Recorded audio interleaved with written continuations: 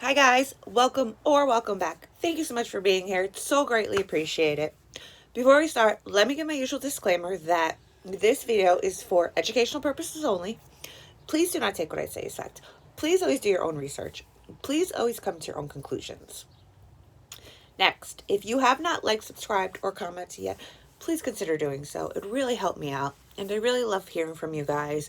Just make sure that you keep it classy and respectful in the comment section, always. And with that, let's get started, okay? Truth be told, I didn't even know where to start with this case because I couldn't.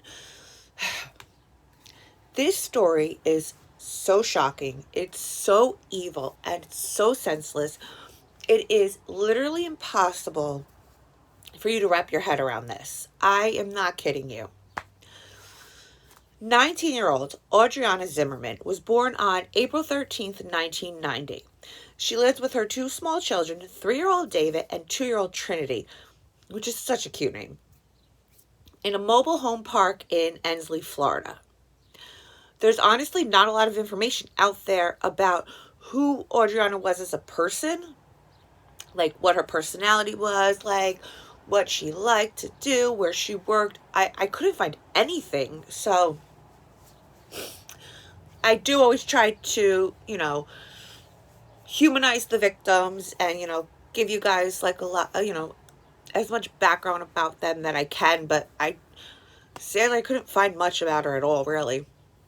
Her as a person, so we're just going to work with what I got and we're going to keep pushing forward.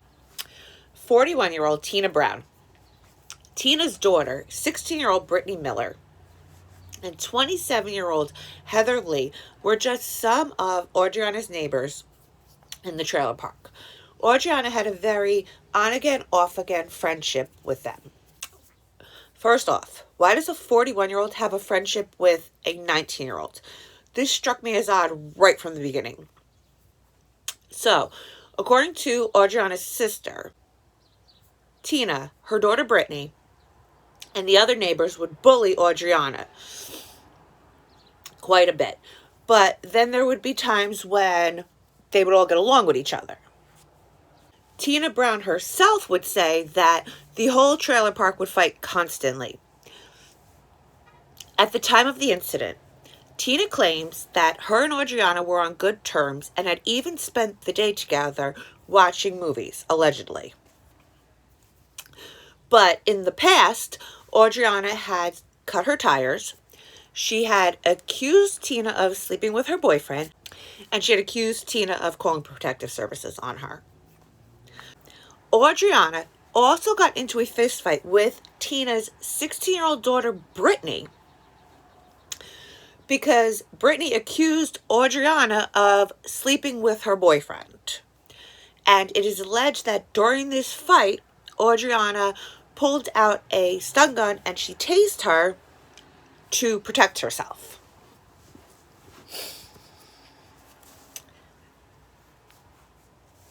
This is, first of all, this is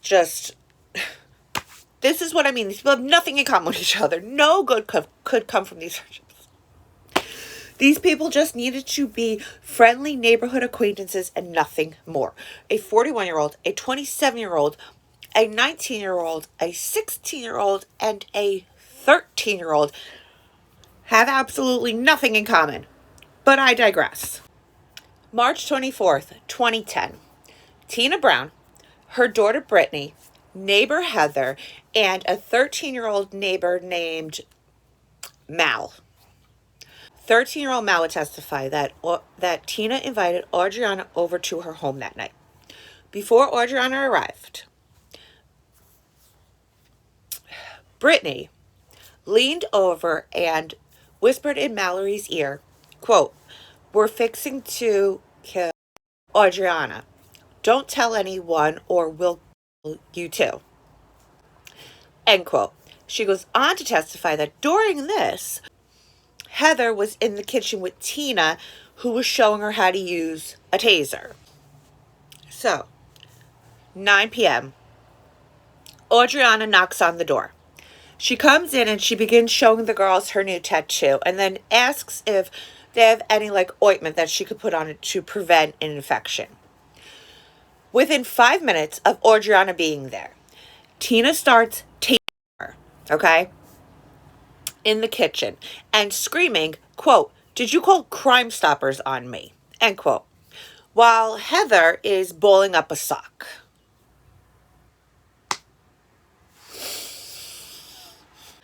Audriana falls to the ground and she begins shaking. From there, the three pull her into the bathroom. Audriana begins screaming for help. Brittany hits her in the face, and Heather shoves the balled up sock into her mouth. They bring the car around, and Tina tells her, "If you scream, I'll get you."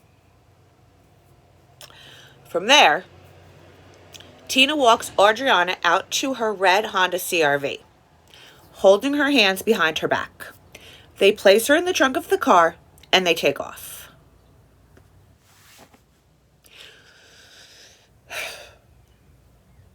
They end up taking her to a wooded area that's about a mile and a half away from the trailer park, okay? Once there, Tina pulls her out of the trunk and Audriana attempts to flee. But she ends up stumbling and they catch up to her. So sad. I hate that. I hate when that happens. But she ended up stumbling and they caught her. The girls wrestle her to the ground and Brittany pulls out the taser and tases her again. Okay? While she's tasing her, Tina is hitting her with a crowbar. Yeah. Tina's hitting her with a crowbar while her 16-year-old daughter is tasing her. There's so many things wrong with this. So many things wrong with this. Then the mother-daughter duo switch weapons and they continue their grossly vicious attack.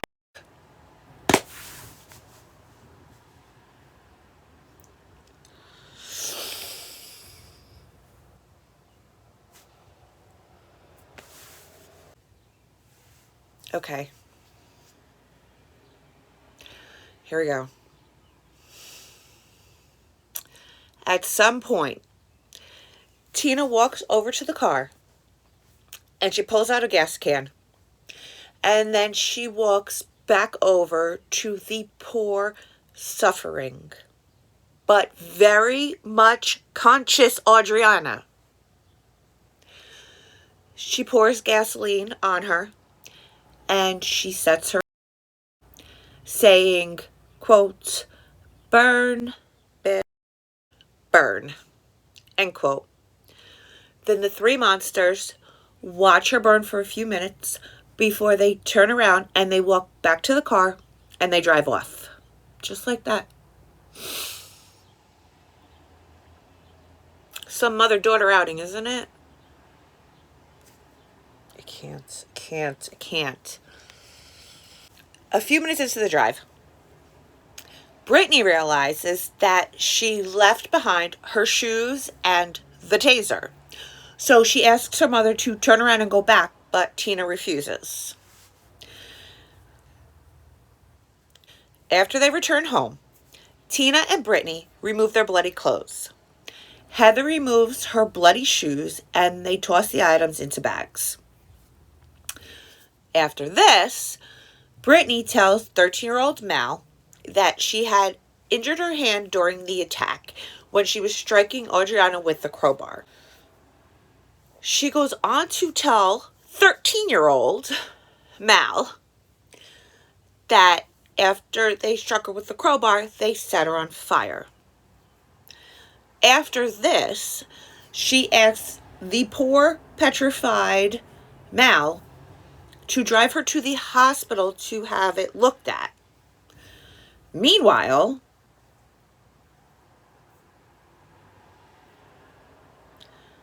this poor 13-year-old girl, she had to be so scared. She had to be scared. She had to be petrified. Meanwhile, back at the woods, the still conscious Zimmerman was able to pull herself up and walk about a third of a mile to look for help. This chick is a champ. She is a champ. I don't know. I mean, I wish I knew to this day why. I mean, it didn't take all three of y'all to bully her. And then she didn't deserve what y'all did to her. She ends up stumbling upon a home where the owners try to get her as comfortable as possible and call 911. Okay.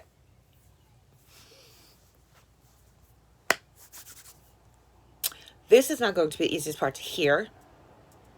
So maybe if you're squeamish, jump ahead a little bit. 9:24 p.m. EMTs arrive at the scene. They say that when they approach her, Audreanna is sitting on a rocking chair on the porch with her arms straight out. At trial, one of the EMTs testifies that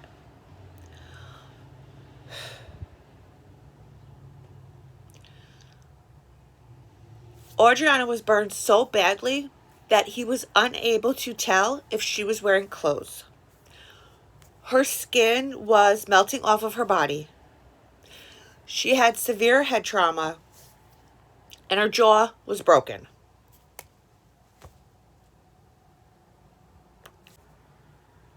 He went on to testify that he would have normally placed oxygen on the victim, but he was unable to because of her burns. He placed gauze on the burns and he tried to spread it out as much as possible, but they didn't have enough gauze to cover all of the burns. He attempted to stabilize her neck, but was unable to because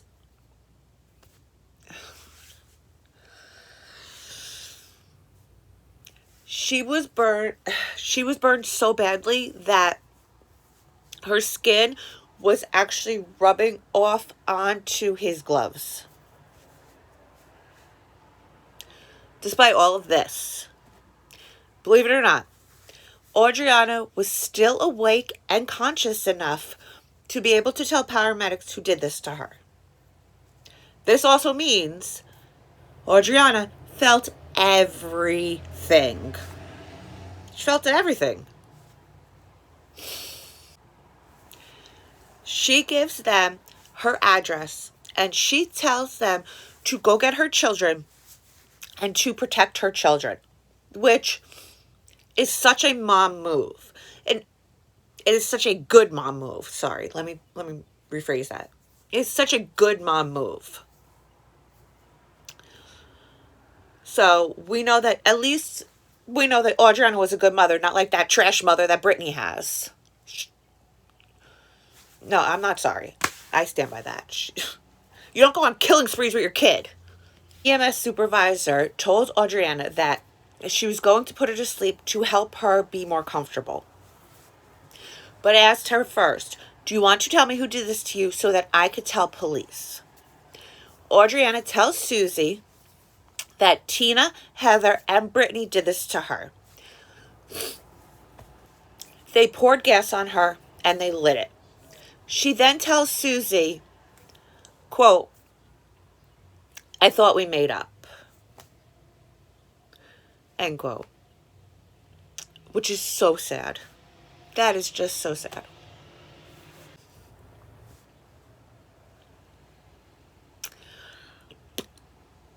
Meanwhile, this whole thing happened because Brittany accused this girl of sleeping with her boyfriend and they got into a fist fight and Audriana tased her because she needed to defend herself. This is why she's where this happens. This is why this happened, allegedly, but Audriana was brought to a burn center where she was placed into a medically induced coma for 16 days. After Audriana was taken to the hospital, detectives located the scene of the crime by starting at the Good Samaritan's home on Ashland Ave and following the gas trail which took them where they needed to be. Which means the gas trail from the scene to Ashland Ave was the gas coming off of Audriana's body.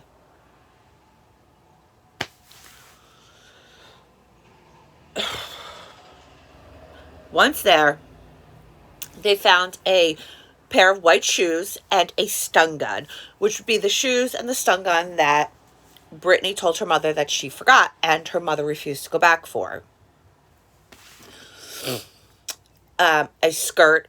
Oh, and a skirt. 40 feet further down the road, they found a burnt tissue with blood on it, a hair weave, a pool of blood, and a crowbar. A little further down the trail, they found a burnt bra. Police said all these items were in plain sight. Whoever did this was not trying to hide it. Obviously, because if they wanted to hide it, they would have went back for the stuff. Or I guess Tina would have went back for her daughter. Officers would find the mother-daughter duo at the trailer and bring them in separately for interviews. Tina goes over past arguments between them in the past. Then, during the interview, one of the detectives notices that Tina's hair weave is very similar to the hair weave that they found at the scene, and that Tina's hair weave was actually missing some hair. Based on all the information that Audriana gave the paramedics, all three women were arrested that night, the night of the attack.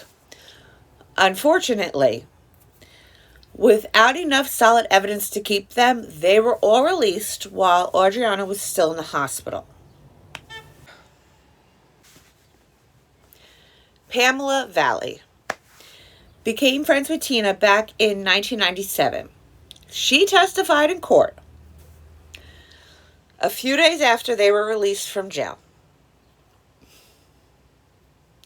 Tina calls up Pamela and asks her to come over and hang out. So she goes over.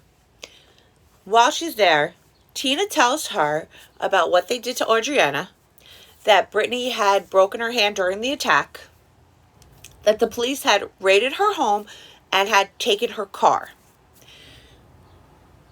and that her, Brittany, and Heather were the ones that were responsible for the attack.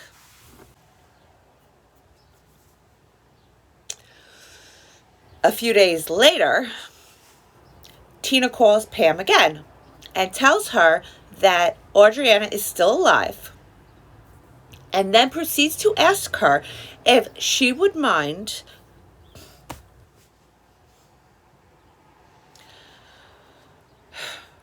going to the hospital and finishing her off. And would Pam and her daughter mind taking a lie detector test?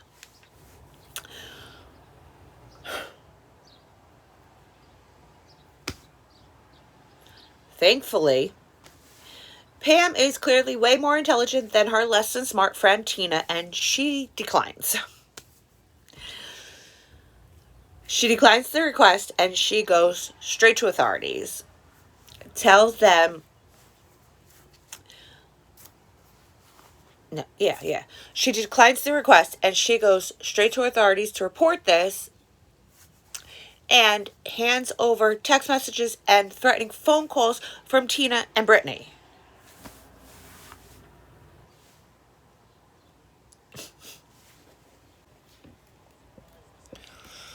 I hate people. On April 9th, 2010, Audriana Zimmerman passes away without ever waking up from her coma. I suppose if it was her time to go, then maybe it was better that she never woke up, never saw the aftermath, and never had to feel the pain again. But then the other side of me wonders if it would be better if she got to see her babies and say goodbye to them. I'm actually kind of torn on this. I don't know what would be better. I don't know.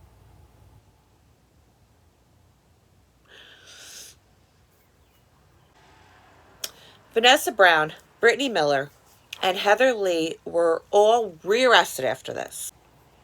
Blood that was discovered on the passenger seat headrest of Tina's car matched Audrianna's DNA profile, and blood on the taser matched Tina's DNA profile.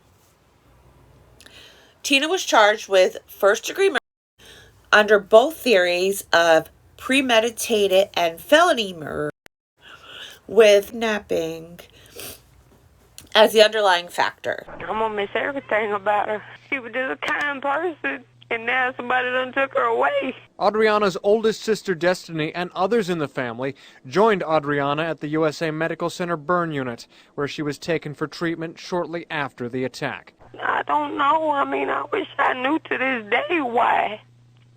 I mean, it didn't take all three of y'all to bully her. And then she didn't deserve what y'all did to her. Audrianna leaves behind 2 children, 2-year-old Trinity and 3-year-old David, who are in state custody. Family members say they now want justice. Y'all took her life away. They don't deserve to be in the streets. They don't deserve to even be, on earth for what they done did to her. I'll never be able to forgive these people. During the trial, the state focuses hard on Tina's tragic upbringing, and it is indeed incredibly tragic. But, however, it is not an excuse. Growing up, Tina was the child of a teenage mom who decided to abandon her at an early age. She was exposed to at an early age, which she suffered developmental damages from. She was R-worded by her father and prostituted by her stepmother. She was exposed to not only her father's SA, but also suffered from his drug-related violence and criminal behavior. Because of her lifestyle and addictions, she would end up losing custody of her 2 older sons. She suffered from addiction to the white powder that goes up your nose and the long-term effects of it. She was living in poverty at the time of the murder and was using the white powder on that day. Okay. Let me put it out there. I feel terrible for Tina Brown the child. My heart breaks for Tina Brown the child. I have so much compassion for Tina Brown the child. Tina Brown the adult is a heartless monster. The state's expert that evaluated Tina testified in court that he found no evidence that Tina lacked the capacity to conform her conduct to the requirements of the law. He went on to say that she was not under extreme duress or experiencing an emotional disturbance at the time of the attack. That there was no indication that Brown's feelings of rage or anger inhibited her ability to think clearly or recognize right from wrong. Her actions on the night of the attack demonstrated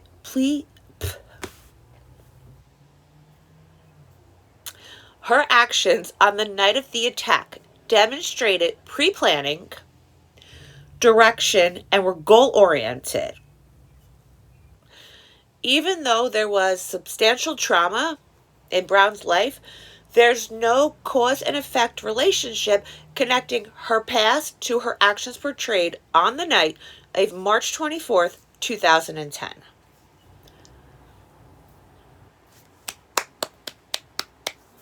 I like you, doctor. Tina Brown was found guilty and sentenced to death. During sentencing, the trial court noted that this case, in particular, because of the cruel nature it involves, falls into the class of murders for which the death penalty is reserved, and I could not agree more. Bye, Tina Brown. Bye. This is just this is just Heather Lee was convicted of second-degree murder and sentenced to 25 years in prison. Brittany Miller would have actually also been eligible to receive the same sentence as her mother, but because she was 16 at the time, it didn't apply to her. But she was found guilty of second degree, and she was sentenced to life in prison. Audriana's children went to foster care. I don't know if they are reunited with her family. I truly hope that they are, because they're just such cute kids. They're so cute. I don't know. But keep these children in your prayers. Keep this family in your prayers. If you guys are still here, thank you so much. You guys are the best. Thank you, thank you, thank you. I appreciate you so, so, so much. Please leave me a like or a comment. Have you ever heard of this story before? I actually just accidentally stumbled across it, and I was like dumbfounded. I still am, clearly. But please leave me a like or comment.